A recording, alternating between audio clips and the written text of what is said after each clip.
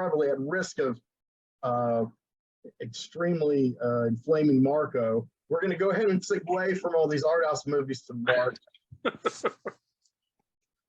And if Marco's watching, I'm sorry, Marco. Sorry. You asked for it, man. You hit us. You hit me hard with that. He hit me hard with this. He was very against us doing this, and was not very subtle about it either. So we'll talk about it another time. But Secret Invasion, your thoughts overall, and anything that you didn't get, or how you felt at the end, how it left off. Kind of, I like to contrast what you said with what Keith said. And I've got a few bullet points. Wasn't sure which one you refer.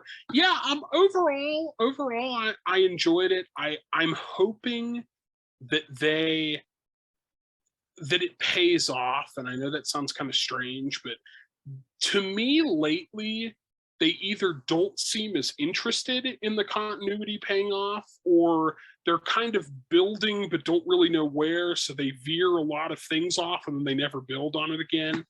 So hopefully something comes of it. I know some fans were disappointed because they kind of off-screen ended the Kree-Skrull war, basically. I mean, we don't know what's going to happen with that. They could very well, it could go into aggressive negotiations or whatever. But I think ultimately it was good. I think that really Sam Jackson and probably Don Cheadle are kind of the MVPs of that whole series, just acting wise to me. Hopefully some of the things with Rhodey are also kind of explained, because it seems like they don't totally have it figured out. And they're kind of trying to let us do it, while I think they're rushing through notes going, oh my God, like we have to explain this and we don't know what we're going to explain yet. So I kind of felt, Keith brought this up and I kind of felt this way too. But of course, we weren't venomous about it like fan bros are being. Yeah. But I kind of felt like the last episode was anticlimactic. Yeah. Because at episode 5, to me, it was fucking incredible. Yeah. I mean, to me, it's like he is about had it. And he's like, fuck it, I'm going to go out in a blaze of glory. It's going to be me against Gravik, and I'm going to save this shit or die. Yeah. And it's, has the whole ceremony ritual, gets eye patch, and there's a lot of backstory of Fury that's in between, that's in the dialogue. And I think a lot of people who are watching these shows, they really don't care about it. And I do. I think it enriches the whole tapestry. Continuity is not all what you've seen and making sure it all fits together. It's also revealing things and having the characters have a verisimilitude, a believability that these characters have walked these lives, lived these lives, and can casually mention this in conversation. And you don't then have to have a spin-off flashback, movie. You can just go, oh, that's interesting. Yeah. He had some Jackson, I know he didn't write the dialogue, but he delivers some classic ones. The one thing about he's like, Olivia Colman may have said it, that he had a lot of graves, or he had another grave somewhere else. Jackson, I got it all over the world. And you had paused a little bit, Henry, so you might. Yeah, you're okay. You're okay. Oh, I think she said something like, "Don't you have a grave somewhere else?" And he said, "I got them all over the world." And then there's one time he's getting really earnest, and he goes, "My only power is a brain that was given to me by a single mother." And I was like, okay, so they're going more into the racial, the poor background that he alludes to with that fight with Cheadle. Jackson does a lot of heavy lifting in the MCU in general, because even though he did a good job as Nick Fury, it took a long time for him to become a three-dimensional character, in my opinion. I agree. Because those first couple of appearances, unless you read comics, you didn't really know who the hell he was. And even in the Avengers, where he's kind of cool, but it's not like it's not like anything to write home about in terms of that one. It really wasn't until Winter Soldier that he became three-dimensional, but then even then we saw him very sporadically. So I think that Sam Jackson does a good job with his attitude and with just different things and kind of filling in the blanks without really saying too much about the character in and of itself. You can just kind of get those vibes from his attitude and and that sort of thing, which I think helps with Secret Invasion. I think certain actors couldn't pull that off, but he definitely can do that. He really carried, no matter what anyone says about this show, if they don't think his performance and the writing for his character were great, then I don't know what to tell them. Yeah, I mean, he's one of the richer Marvel characters they've had on screen now, and yes, it's taken quite a while for him to get there. Yeah, but, you know, I thought that one thing that I mentioned earlier with Keith, the thing that is staggering to me, it resonates so heavily, is because I've always been interested in this in science fiction. And Keith and I mentioned briefly Philip Jose Farmer, because Philip Jose Farmer wrote a book called The Lovers in the early 50s, which was the first book where you had a human male and an alien female biologically, and it's somewhat sexually explicit, and he gets her pregnant, and he's ostracized by the other humans. It was really scandalous when it came out, but it won a Hugo for Most Promising Newcomer. And there's a picture existing of me holding it in his house. That was kind of fun. And I only met him once, but to me, this was that kind of thrill, because like the shot of them kissing at the end, it's like, come on, man. This is incredible. This is next level stuff. I'm sorry. I mean, you know, you would have never seen that coming 5-10 years ago. Nick Fury's got a Skrull wife he's had for 30 years. Now he finally accepts her as a Skrull. I don't know. I mean, to me, that's progressive. To me, that's using science fiction the way Farmer did to be progressive about race and things like Serling, you know, analogical, rather than I want to know all about the Pakistani culture through Ms. Marvel. Yes. Well, Henry, like I remember, and just to kind of get him up to speed too, when Captain Marvel came out, Henry and I had conversations about how the way that they treated the Skrulls reminded us a lot of like Star Trek. It was very like Star Trek writing. And I know a lot of people didn't like Captain Marvel, but I liked the social, you know, concepts that were in that movie. And so Secret Invasion did, you know, carry that, because I remember being very skeptical of it, because I'm like, well, they didn't establish the Skrulls being bad guys, so I don't know how that's going to work. And the way that they did it definitely, you know, that made sense to me. But I was initially like, oh, I don't, because it's Marvel, Marvel uses the Skrulls now as like a big copping out for a lot of different things that they do. They, you know, in the comics, in the comics, and they go like, oh, that didn't go over well, so we're just going to make that a Skrull. That'll end it, you know. And I was worried that Secret Invasion was going to kind of go into that territory. And lucky, the Secret Invasion show was to its comic book source as the Civil War movie. It took a seed of an idea and did it 100 times better.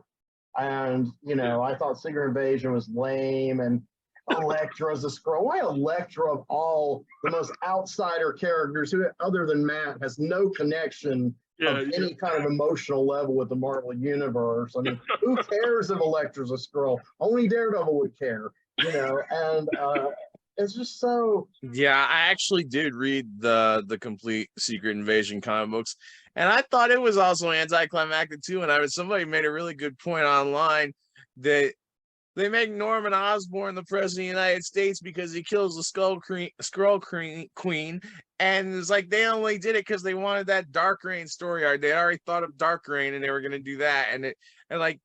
Do you really believe that if Wolverine had killed the Skrull Queen, they would have made him the president of the United States? And like, this was it. I was not very impressed with it. I did like seeing the 1970s character designs in it for a bit. But and then some of the saying stuff that got overwritten, like the death of Mockingbird, and that wasn't even in Secret Invasion. Apparently that happened later, but it did involve the Skrulls still. And it's like, like. I've read the Death of Mockingbird. How the hell was she a Skrull, and how is it doesn't make any? I didn't read what happened because I'm not even sure what issue that was in, because it wasn't in Secret Invasion. But refresh me on something, because I actually don't know the answer to this, because I really didn't catch up on the comics of Secret Invasion in the way that I could. I know that takes my cred away, or maybe it doesn't. Not really. Not to me. When the Skrulls like if the Skrull is Thor in the comic, does he get Thor's powers, or does he just pretend to be pretend to be him visually, because I wasn't really sure on that. How do they do that nowadays? Who knows? Who knows? I'm not really sure, because I know if they're going to be a super Skrull, they have to train for it, because like I know Zavin in Runaways had super Skrull training, but he could only use one of the powers at a time, unlike Clerk. Well, I know. Isn't in the comic, like in Secret Invasion, like don't they have some of the prominent superheroes that they're Skrulls? Not a whole lot, to be honest. Really. Okay. That's what I was wondering, because if that was the case, they don't have the guts to do that story. They never want to, change certain things. Well, yeah, but I just, because that's why I was asking that, because I wasn't sure if they tried to do something because the reason I kind of get into this a little bit is because when you talk about the stuff with Rhodey and debating on how long was Rhodey, a Skrull or not. I assume we can give spoilers, correct? Because I did give spoilers. Okay. When you think about that, like, would the Skrull version of Rhodey be able to pilot the War Machine suit? You know what I'm saying? Like, there's things about that I think, like, I don't think the Skrull ever did pilot the suit. Yeah, well, that's what I'm saying. That's why people are still debating. I don't really think there's a debate. Me and Keith talked about it. This is what I was thinking from talking to you and just my own noggin. But after hearing him, this is fan bro bullshit. There's really no debate. But see, Marvel loves feeding that kind of stuff. And we were talking about the wish fulfillment part of it. Yeah. He said it was like guys standing around the comic book store in the 80s. Yeah, I think they should do this. Except now they put it on as fact in an article, and it gets picked up by Google, and everybody believes it. Yeah. And it's so, it's dumb. I mean, these are the same kind of people who want you to respect them as adults reading superheroes, which I get that. Yeah. But then they act so childish like this. Yeah. And then they're so resistant to certain kinds of changes that are adult, and like I've been reading comments here and there about Wolverine's costume. That's all they care about is that yellow costume. I'm like, that's more important to them than how good any of the Wolverine movies before were. Yeah. At this point. Yeah. It's just like, well, he's finally got yellow. God damn it. I hated those other movies. I'm like, that's why you went to see every single one of them. Yeah. You hate watching them, right? Yeah. I think that Marvel does, like you said, they sort of add fuel to the fire a little bit, especially if they don't really think through some of the decisions that they made. So I definitely think, like, we'll put him in a hospital gown just so that they can debate online as to how long, hopefully we get an answer, because I would personally be disappointed if they decided to say no. Ever since Civil War, he's been a Skrull. I pointed out to Keith, and Keith agreed with me. If personally, I know this is, to me, it hinges on one of my favorite lines because it involves a character that, as you'll know, I strongly dislike. But when Nebula and Rhodey pop up on that planet, they see Peter Quill. And she's like, he's like, why is he like that? And she's like, well, he's an idiot. I just don't see the Skrull having this, ordinary American sense of humor with this alien. Well, I mean, why? But I think let's just acknowledge that Don Cheadle is such a good actor that we have no idea if he was a Skrull then or not. You're right, but you know what?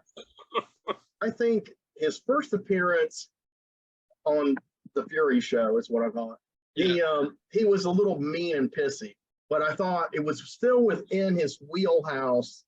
Yes. Of maybe selling back out. Like he sold out before Civil War. Then Infinity War, he's like, fuck you, Ross. Now he's back to Yes Master. So I was like, okay. And obviously the tension between those two points of view, and then Fury throws the racial thing in there, which we find out has no meaning to that Skrull, but it does have meaning to the audience and to Fury's perception of the world. Because you brought that up immediately as a strong point, and it really was a strong point. And because the whole thing about Skrulls, it's all about prejudice too. I mean, I think the weakest thing in the movie Captain Marvel was Carol Danvers. Yeah.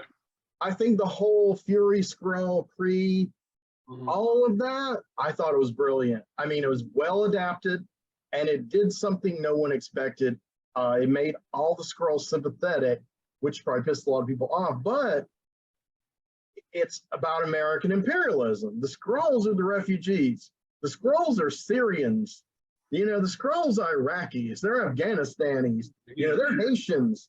And it's like, and that's what's happening now. They're becoming radicalized. Like that was exactly what I was going to say, that still carries over into that show. I think it's super powerful, and it goes over people's heads. Yeah, and definitely, because we all know that fan bros are not really the most the deepest thinkers, shall we say. So I think they take a lot of that stuff at face value, and they go like, oh, what is this? I don't, but what you say with the Skrulls really, I mean, that really does make it thematically completely works. It kind of completely, does a circle into going from, I'm sorry, I didn't express that as well as I wanted to.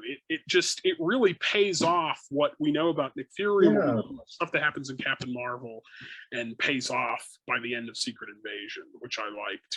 The thing about the Marvel stuff is, on a lot of levels, there is a depth to it. They are losing their grip a little, and I have theories about why, and then there's things I think are pretty sure I'm correct. But ultimately, one thing Keith pointed out, and he and I kind of sort of synchronicitously, that's not a word, pointed out was, they've introduced these really strong actors, and there's no indication whatsoever, and characters where they're like, where's Moon Knight? Where's Shang-Chi? 2-3 years on, where are these folks? Why aren't they in the end credits? Why isn't there more reference? I mean, it's like there's no drive to get all these people together like there was in the first 2-3 phases. And I know part of it's because they probably don't have the Kang thing plotted out, and now they're like Jonathan Majors, but they could be tightening up a lot. I mean, they've got Florence Pugh. Okay, so here's the deal, but whenever I've brought this up to some people online, maybe even you once or twice, but you've got to admit it's been a while. Everybody's like, where's Florence Pugh? Where's Valentina Allegro? And you're like, well, the Thunderbolts is coming out. I'm like, cool. Okay, so now there's no date on the Thunderbolts. I mean, there's a tentative, it keeps changing. And you're like, by the end of this, the audience isn't going to care. Those actors aren't going to care. They're not going to re-sign their contracts. It's just, Oscar Isaac is already kind of hinting he won't be doing any more work. And he's not clear if it's his choice or Marvel's. If it's Marvel's, it's ridiculous. But it might be his, or he might just be thinking, why am I here? And that's legitimate. Why is he here? He should be here. He should have, in my opinion, wish fulfillment. He should have made a cameo in Werewolf by Night, because that's where he got. Where's Werewolf by Night Man Thing?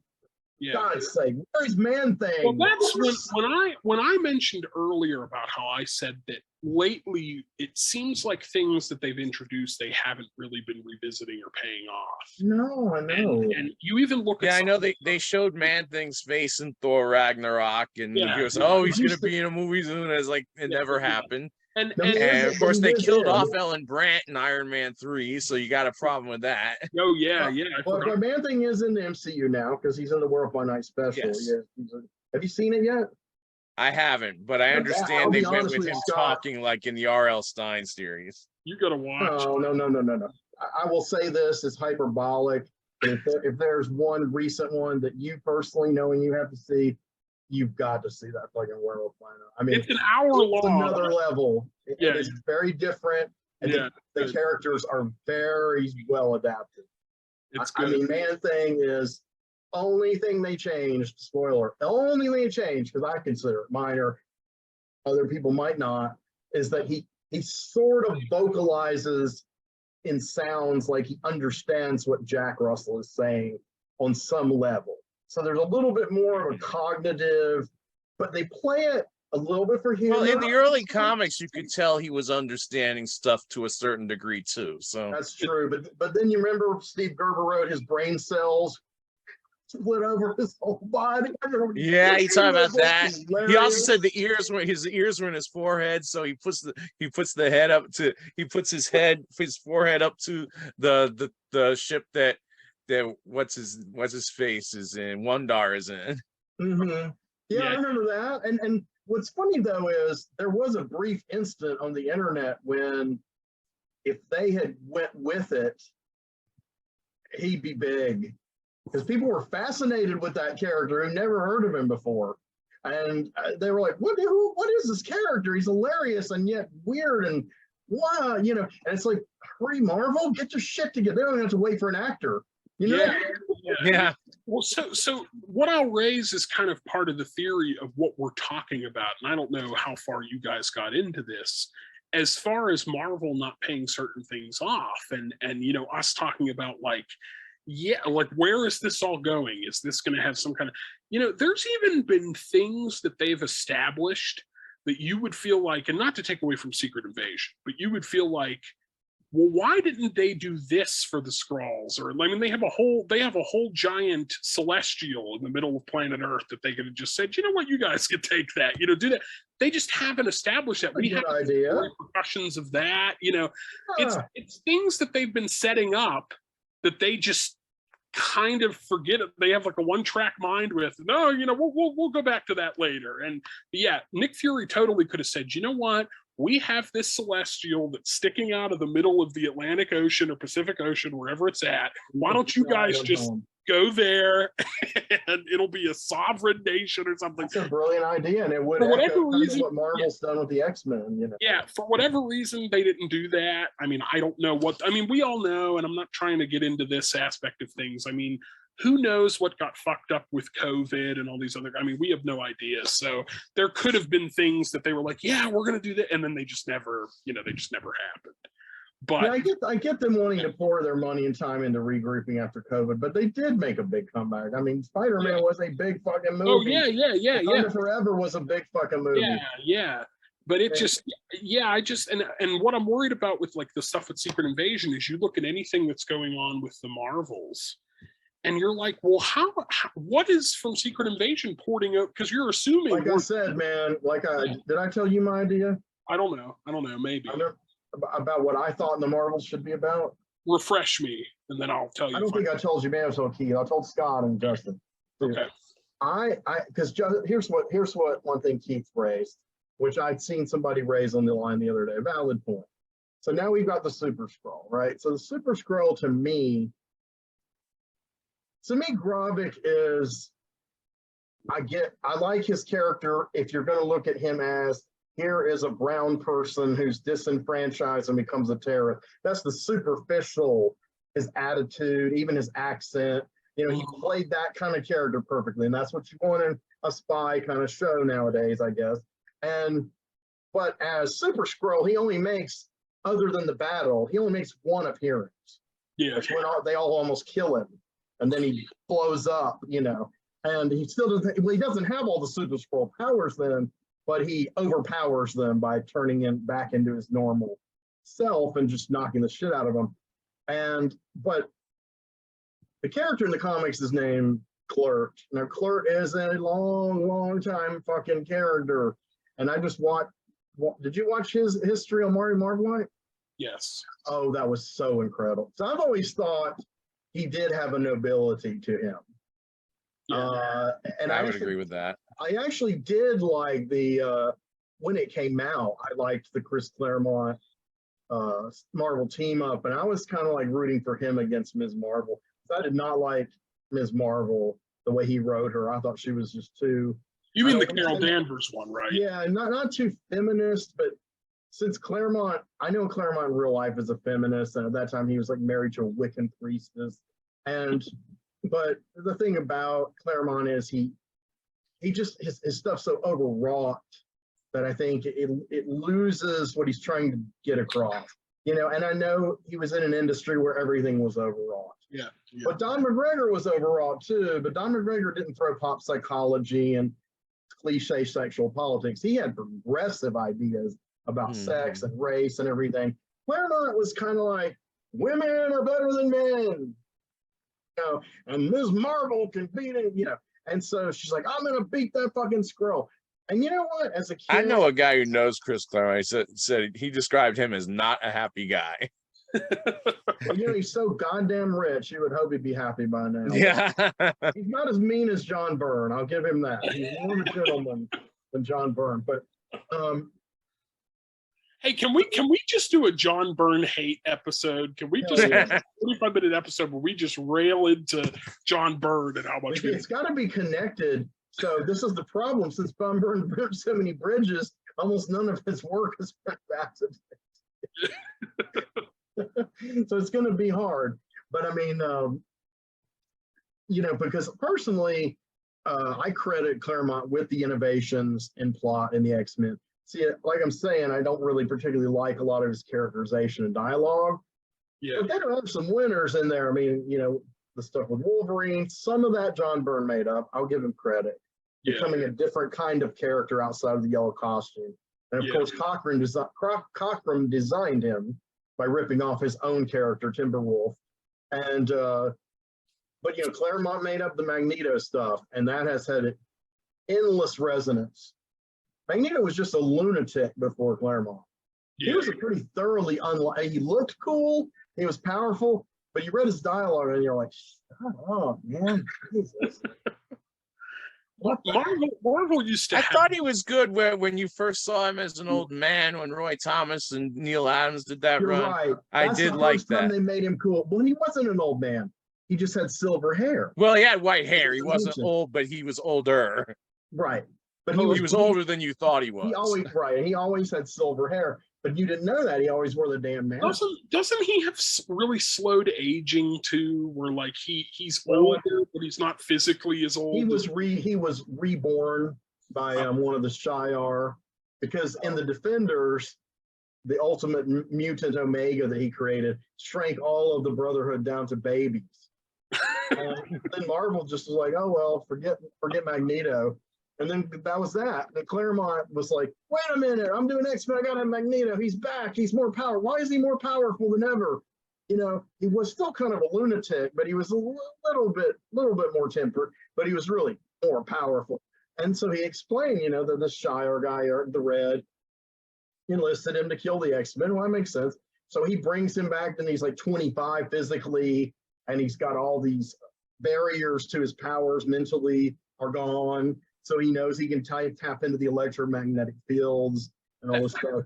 That was always something that I would joke to people when, you know, I would say, like, of course, Quicksilver and Scarlet Witch are Magneto's children. They're also fucking insane, too. And I said that it runs in the family as far as... and you know, no question in my mind, yeah. For all the dislike I have for what I do read about current Marvel X-Men stories, I do think the Krakoa Island is a good idea. Yeah. They have their own nation. Krakoa stuff is cool, yeah. Anything political, of course, if it's well done, I like it. Yeah. And Magneto is totally reformed. And how do you feel about, because I don't know if Grant Morrison did this or not. How do you feel about that element? I guess like the mutants are immortal now or something like that. They have like they're potentially immortal, yeah. And I think that's a way of. If Grant Morrison did it, I would consider he was making fun of the fact they all come back from the dead. Yeah, well, yeah. But I don't know if we have enough self-aware enough writer in the guys nowadays. They might just be like, well, this is our out clause, because, you know. Yeah. Because I doing a little less special, doesn't it? Well, yeah, but I don't hate that concept entirely. Like, there's a part of it that I think kind of makes them sort of tragic, because it's just kind of like they're immortal on top of all the other problems that they have. They're also immortal, which is like, oh god, you can't die. Yeah, but I don't. And so many of them have died and come back. Like, yes, exactly. Colossus was gone for a while. Oh yeah. If you're a mutant, you're gonna die and come back. It's just a guarantee. Or you're gonna come back as a little baby. It just depends. One thing I built. Shameless. Did they bring back Changeling after he was killed off? Never to my knowledge. No, I don't think so. But self-promotion in Flickr Street, I was like, everybody ages realistically. But then I'm like, some characters I know are mystical and they can extend their aging. But then I was like, what if I want to just keep going for a while? Okay, I don't want to make them immortal. They can definitely be killed. But I inadvertently made the reason, because I'd made all these family trees in 2015, and I realized that almost all my major characters are somehow blood descended from the two alien races that were sparring over Earth, which is where the story starts 20,000 years ago. And those races are very long lived. So I'm like, you could have a tiny bit of their blood. Yeah. And you might be pretty durable for 50, 60, 70 years. You know? Oh yeah, I you agree. would age, but you would be tougher and more resistant to disease. I wish that they kind of got into that more in the MCU, in the sense of like kind of the connectivity with other, you and I have talked about this a lot with like the speculative family trees of characters and characters being descended from different, because I think that would solve a lot of problems with, well, why can certain characters do this and certain characters, you would kind of be able to say like, oh, well, if you trace it down the line, this character is actually connected to this character who's connected to this race of aliens, does this. I see, that's what I did, because they've been trying to do that forever. That's kind of like how, like, when Roy Thomas originally said that Quicksilver and Scarlet Witch were wizards kids, and like, yes, yeah, that kind of made sense. And of course they changed that, but yeah, but I even mean, like, I don't know how to explain it. It's just the kind of thing where I think some people that don't really get the MCU, they wonder like, well, how come that guy can, tap into that, but maybe this person can't. There's stop trying to explain it. They live in a world where people can randomly become powerful. Yeah. And some people are, in a way, I think that's maybe the best way to be, because they just don't have the money and time to explain all this kind of stuff. No, and I understand with that. And I'm not even saying, and that's what James Gunn is doing. He's just starting there. He's not like, we're going to give everybody an origin and this is the world building like with Iron Man. No, but they're already here. I like that. Yeah, I was going to say that isn't. I don't think that's a bad idea at all. That's what Titans and Doom Patrol did. It's like the Titans are here. I always kind of I always felt that was implied with the pre-MCU movies. The concept that, there isn't really evidence that they're in a shared universe, but there were always kind of attempts and, and things with like, oh yeah, Hugh Jackman's Wolverine lives in the same world that Tobey Maguire's, because they tried to do different things with that. So I always just kind of assumed that those were worlds where all that stuff just already existed, and nobody really batted an eye about it. I know there was supposed to be a line in Spider-Man in Stan Lee's scene where somebody said that the sunglasses were the same ones the X-Men use, and it got cut. Yeah, like stuff like that. Right, where they already kind of had that established. Because I do think that part of the other problem with what they're doing with this current string of movies is they're kind of both overly explaining things, and they're also not explaining enough things. They're kind of not explaining the important stuff that we're like, well, wait a minute, why are they doing this? They're explaining like stupid. They're like, but what he ate on the way there is very important. So let's go down through his Grubhub list, shall we? And they're going through that. You're like, I don't need to know that. I'm asking why he went there in the first place. They're like, oh, don't worry about that part. Well, it's funny because I feel like and it's funny because I mentioned the Wizard, and he has like one of the silliest origins ever. Yes. Good old. He's like bitten by a cobra and treated with mongoose blood. Oh yeah, wow. You know what's funny? I always liked Robert Frank as a character. He is a good character. I liked him as a character when I've read so far. He's actually one of the better Golden Age characters in the original material, but the origin is really silly. It is. And it's like he was this old guy, and he finds out he's got these kids or superheroes. Then he's like, I want to help out. So he would like help out every once in a while and invariably have a heart attack, which was realistic. So when we were talking about paying off, so one of the big things with Secret Invasion that you're wondering, like, well, where the hell are they going with that, is all of the stuff that they established with Gaia, Emilia Clarke's character. That's what we were talking about earlier. Yeah. That's what I was getting at. Thank you. Yeah, like 20 minutes ago. So, isn't she from the Eternals? No, I'm pretty sure she's completely a new character. Okay. Not Gaia like Earth Gaia. It's like GI-AH. Some characters pronounce it Gia, but Gia guy or whatever. And because Keith's like, now they've got a super Skrull. Yeah, I was talking about Covert or whatever. So in this one, a new character, our radical guy Gravik, who's, that's what his deal is. That's what he represents. He becomes, his idea is, I'm going to become a Super Skrull. Now, of course, they trick him, and at the same time, Gaia becomes a Super Skrull, which I did not see that coming at all, I will admit. And now she's the only Super Skrull. So Keith's like, how are they going to have this character this powerful? What's she going to do? And I said, well, I don't want to sound like a fan bro. I want to sound like a guy who's a pretty decent writer, and I can think these things out. What they should have done, in my opinion, if you're going to go into the next Captain Marvel movie, let Gaia try to take control of the Skrull. I don't mean in a bad way, take control. I mean in a good way, be a good leader like her father. Take her control of the Skrull part of this Skrull pre-alliance and bring everyone together. And she should butt heads, I think, with Carol Danvers. And I personally, if I were going to write it, I would have Carol Danvers have some residual racism toward the Skrulls. I thought it was a little unbelievable at the end of the movie that she didn't. And I guess you could say, because she never was a Kree, okay, I get it. But she was like so mental, and that's even in Chris Claremont's run. She was so mentally conditioned. That's where that idea began. She was so mentally conditioned to be part Kree that she really was like, I'm killing some fucking Skrulls. I also think that Carol Danvers as a character, her downfall has always been, how certain of herself that she is.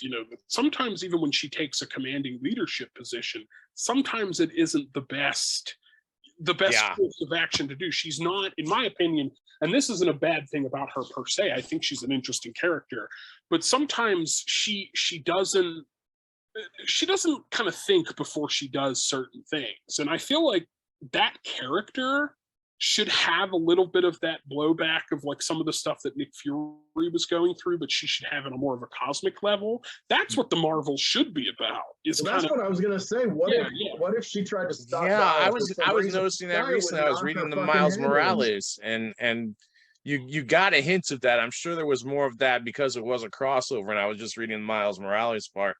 But there was definitely a hint that there was something wrong with Carol Danvers. Yeah, and of course, there was the whole thing with Kamala Khan meeting her, and like, you shouldn't meet your idols because she's thrilled to meet her, and then she's not too happy with her. You also got to remember that in Civil War, when Tony became a villain, I'm sorry, I'm a left winger. Tony was just a misunderstood conservative. I don't buy that.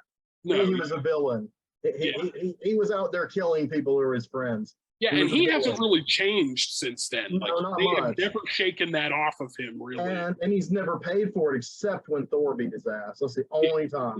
And but Carol Danvers for a short time was probably his right hand in that. And that's not too flattering. Well, I feel like Marvel as a whole is kind of afraid to go in those certain avenues with characters like Carol Danvers because they want to portray her a certain way, which okay, I get that. But then that kind of, I've always felt that her character, and I don't even mean this directly politically, but she is a very conservative character. She comes from kind of the military industrial complex kind of thing. Her brain is wired. From the very beginning, when they introduced her in the original Captain Marvel series, you could tell she was conservative. Yeah. And that's something that they never really have given her repercussions for that. Tony's had a little bit of them, and but in the movies, I wish they kind of, because that really made Iron Man in the movies very layered. Was kind of after because in Civil War he wasn't a total jackass. Yeah, and I'm not saying Carol Danvers in the movies is not a jackass. No, but that's the thing. I think Brie Larson was great casting because I personally find her likable, and I think that she's a very subtle character. She's really good with facial expressions, and she makes certain moments that could be interpreted as Ms. Marvel being kind of a arrogant bitch, as being kind of funny, kind of taking a piss at one of the other characters.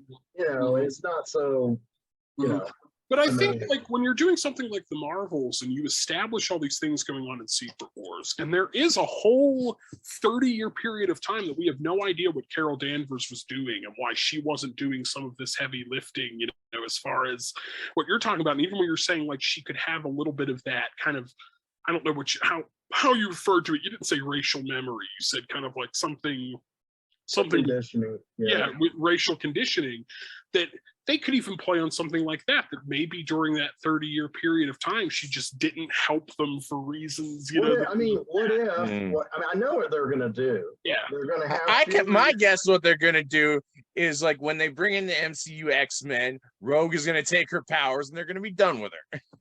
maybe I don't know, maybe if Rogue's a more popular character, they might. Yeah. I think what they might do is, well, considering all the backlash that Captain Marvel got, but it wasn't founded backlash. It was kind of backlash of like not thinking, you know. It was just like, a lot of the backlash was fan bros hating women. Yeah. Also, Brie Larson coming across abrasively in interviews, which I think she was doing on purpose. I think she was really kind of fucking with everybody, and in a way, I admire it. It's not doing her any favors. I think Brie Larson is charming, and I kind of don't. When I look at her as Captain Marvel, I kind of don't think how anybody could think that she wasn't. I mean, she's just so effervescent in a lot of ways. You know, you kind of like when she shows up in Endgame, you're kind of like, you know, you're sort of like, okay, that's cool that she's here, and her presence just that's why Thor has that line. I like this one. Yes, yeah, I mean, stuff like that. And so hopefully, you know, I would love to see that pay off in kind of more of Nick Fury's history with her, but I don't know if you did make her still a quasi-racist, which they're not going to do. No. I know they're going to be like, oh, Vara, oh, Nick, oh, I had no idea. But instead, it'd be like, you're married to us. Yes, yeah. That's just what I would do. But since I'm not a fan bro, I don't have the ability. Well, I think that they also don't really play into the opposite of that, where they don't make enough galactic people distrusting of her because of her relationship with the Kree, which is we haven't seen her enough. Yeah, well, that's true. That's true. Yeah. But it probably, I mean, we could give them the benefit of the doubt that it has happened to her a number of times. Mm-hmm. We just haven't, seen it. But the Kree are what they were in the comic books. They're assholes. They're American imperialism. In the cosmic sense, and that's why Count Marvel was an incredible hero. He betrayed his own race because he actually had morals. Yeah, and they were a bunch of, And I always, to people that know the reputation of the Kree, some of those other galactic things, they would see Carol Danvers almost like Homelander, on The Boys. Like they think that she's exacting the will of the Kree, when that's not, of course, what she's doing. But if they showed her kind of more and they wanted to get into some of that complexity, I definitely think that would be an interesting, because just how people on Earth are kind of distrusting of Nick Fury for certain things that he's been involved with, that play into Secret Invasion, and how a lot of people just don't trust him already to begin with. Even people who used to like him don't trust him. Yeah. And I think even with Captain Marvel, like if you kind of wanted to go into that thematically. But we have now found out, and I think it's all plausible, why he's done what he's done. Yeah. It fills in so much, like the Skrulls helped him build his spy career. Yes, yeah. Because the impression I'm getting is he grew up a poor black guy, and then he worked his way up. He went into the military. He was probably as a really young man in the Korean War, maybe, or the early Vietnam part. Then he came to S.H.I.E.L.D. on an office job and, had ideas, but and he was, smart, and, he was a good soldier, but he wasn't who he later became. Mm-hmm. And I think his encounter with aliens changed his whole outlook on everything. All the way from the fact there are aliens to Talos and him being friends to him meeting his woman. And then he's like, I can employ them and I will do my best to help them. And that's like his moral crusade. And so it brings into relief people who think he's amoral. Not really. He's trying to save an entire race of people. Something the MCU has done really well, and I don't think people would connect these dots together, is how they portray the kind of like culture shock and first contact of Tony Stark first meeting aliens and Nick Fury first meeting aliens, and how those two characters are completely changed once they meet aliens, and how that drives kind of distrust from other people, with that. I mean, Iron Man and Nick Fury kind of share that a little bit. But Nick Fury, that's why Nick Fury is not jarred by the Chitauri.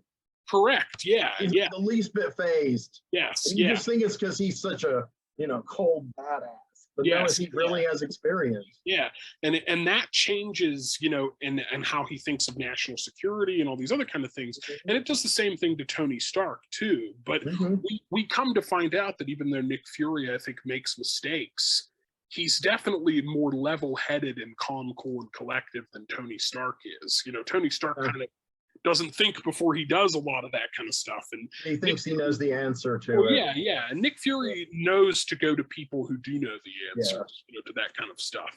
See, I think that's part of Tony's, like, if you want to put it this way, I think it's part of his arc is his destiny. I mean, because when he meets Thanos, to me, that is one of the key moments in any of the movies, and very well done. He's like, you know me. And, he realizes this guy sent the Chitauri, and he's been fighting him all along. And it was also, there's a metatextual level, because the very first hero Thanos fought in Marvel was Iron Man. Yeah. So, it for people like us, it works on various levels. And you wonder with Secret Invasion, what do they have in store for Nick Fury when all of this Avengers stuff comes out? Is he going to play a role in that? Is he not? Because he's kind of been on the back burner in most of what goes on. He's definitely on the front burner, whether people like it or not now. Yeah, but I'm talking about just as far as, like, he's really active in the Avengers, and then he kind of is involved in some of these other conflicts. And so you wonder, how else is he going to be involved, especially because he works closely with aliens. I think that something that's kind of not talked about in Secret Invasion that I definitely would think would play a role is, think of people on Earth, how distrusting they are of aliens since the Thanos stuff happened, since the blip happened. I mean, that was caused by an alien. And so I'm sure this is the other thing. This whole thing pushed Ritson over the edge. Yeah. And, we already saw that the new world government is trying to change world back into a unipolar world when it was permanently made multipolar by the Ukrainian invasion. No, just kidding. In real life, it is becoming multipolar before our eyes because of that. But in the movies, in the MCU, it's because of the blip and how the governments collapsed. Correct. They go into this in Falcon. Again, this is a lot of dialogue you got to really listen to and think about. And that caps on it. One senator, he kind of represents America's interests, and he clashes with Raymonda and with that's the great clash with Sam in the last episode. Because Sam's basically like, fuck you. The MCU kind of explores a lot of anxieties that we have about cultural and social shifts, and they put it in the context of, like, the superhero storytelling. Like, they're creating an alternate world that comments on our world. That stuff that's happening with us, that we're anxious at on a global level. Absolutely. They just make us being like, oh, they blew up Sokovia, or oh, they did this thing, or oh, they did that thing, and people find that silly. But I think but I always think to myself, well, like, that's what, I mean, science fiction has always told stories like that. And that's what the MCU, and that's what comic books, and you know why the MCU is, I think, more resonant to many more millions of people than the comics nowadays, or maybe ever, is because there are repercussions in the stories. They're actual stories.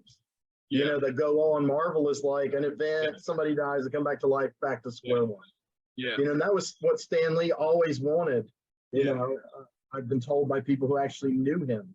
The illusion of change. He didn't want it. He didn't want Peter Parker. Finally, he's like, he can marry Mary Jane, but I'll write it. But actually, he got his brother to write it. It's just like, so. It's like, and then Joe Quesada goes, no, he can't be with Mary Jane. That's not what we want. And that's why I don't even pay attention. In Marvel Comics, the last 10, 12 years, I don't even. To me, there may be some good art and a few good stories, but I don't. To me, they've lost completely. They were already going in a lot of directions all the way back to the late 80s that annoyed me. And then they got it together in the 2000s. and they demonize the guy who got it together. And that guy pretty much saved Marvel. Jameis's direction, their comics started selling again. So I will say, kind of back to what we're talking, and I think this all happened with Secret Invasion, is that when we were talking about like what is Marvel doing and does their future look to be bright, I think, and you and I have talked about this a lot, which is part of the problem is I think that the eras that they've adapted, they've already adapted all the really good eras, and now they're getting into like 80s and 90s and like characters and things that aren't quite as good or as iconic as stuff from the 60s and 70s. I think that's why they want to do Kang. They want to dip into his 70s iconic. Yes, correct. Yeah. And hopefully, like Loki's going to be coming out season 2. So hopefully that kind of adds to the tapestry, a lot. But Secret Invasion, I had friends text me like, "Oh, I was so disappointed in that," and I thought like, I thought it was great, especially for what it was. Overall, I loved it. Yeah, and if you like Nick Fury and you've been invested in that, like Sam Jackson. Yeah. Oh, absolutely. I mean, Sam Jackson definitely needs an Emmy. And hate to be base here, but okay. Emilia Clarke, I can't take eyes off her. Yeah. To me, she's much more beautiful. To me, she's more beautiful as this kind of cute, accessible little goth girl than as Daenerys, the glamorous. Yeah. The problem with Daenerys is just that they put a wig on her that doesn't look like it's hi. It doesn't look like it's part of her. Like it looks like she just has fake hair on. It's Daenerys to me. But I do. I kind of crushed on her in that show. I'm talking about Emilia Clarke. I kind of crushed on her. Her look was kind of. Yeah, she's a very elegant looking girl in my opinion. Like she just has great. Yeah, she has something about her that I just you can't take your eyes off the screen when she's there. And so I'm glad that they have her. Yeah, she's not a classic comic book character, but I'm glad that she's going to have some role to play. I told him what you said about Gaia and Super Skrull and all that. Yeah. I think she's gonna be. I think she's gonna basically, be the Marvel Super Skrull, kind of like how they gender swapped, the original Captain Marvel and stuff like Marvel and all that. Oh yeah. They're definitely something like that. I'm sure. Yeah.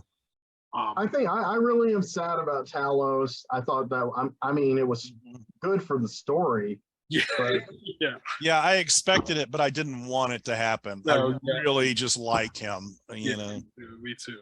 I really thought he was going to stick around, but then, like after episode 2 or something, I just glanced at some blurb, and Ben Mendelsohn had basically said, "Yeah, I'm not staying around. I don't really want to stay around." Yeah, we will. Mm-hmm. Well, damn it, but. Yeah, we've been brainstorming all this stuff pretty heavy. We've pretty much mapped out the next 20 years of Marvel. So wow, good. Yeah, I hope Feige's watching. Yeah, you missed a lot of things. Spider-Man becomes a stripper, and we don't. Oh wow, that's happened. I don't think that was Marvel. As someone who eternally crushes on Peter Parker, I am fine with that personally. I don't care if the rest of you guys aren't, but that's fine by me. He can come to my house and Magic Mike anytime he wants to. No problem. Well, now that Keith's back, here's what we can do with the remainder of time that Tim's got left. Did you read the non-continuity man thing where Jennifer Kale was a stripper? No, but that's yeah. And Henry, I won't have that much time left. So